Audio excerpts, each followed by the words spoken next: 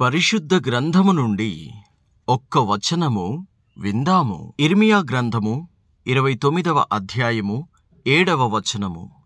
నేను మిమ్మును చెరగొనిపోయిన పట్టణము యొక్క క్షేమము కోరి దాని కొరకు యెహోవాను ప్రార్థన చేయుడి. దాని క్షేమము మీ క్షేమమునకు కారణమగును. దేవునికి స్తోత్రం. దేవుని బిడ్డలారా, ఎవరు కొనిపోబడతారు? శత్రువులు వచ్చి కొనిపోబడతారు. దేవుడు ఎవరిని ఊరికినే చెరకు తీసుకుపోడు. వీరు తప్పిదములు అపరాధములు చేస్తూ ఉన్నప్పుడు వీరి వలన దేవుడు విసిగిపోయి శత్రువుల చేతికి అప్పగిస్తూ ఉన్నాడు. దానినే దేవుడు ఇక్కడ నేను చెరగొనిపోయిన పట్టణము అని అంటూ ఉన్నాడు.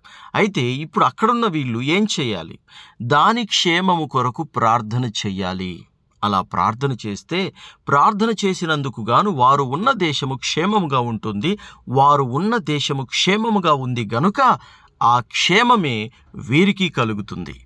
కాబట్టి శత్రువుల కొరకైనా, చెరగొనిపోయిన వారి కొరకైనా, లేదా ప్రభువు మనల్ని అక్కడికి వెళ్ళగొట్టిన చోటి కొరకైనా మనము ప్రార్థన చేయాలి. అప్పుడు ఆ క్షేమమే మనకి కలుగుతుంది. దేవుడు నీకు క్షేమాభివృద్ధిని కలిగించునుగాక. ఆమేన్.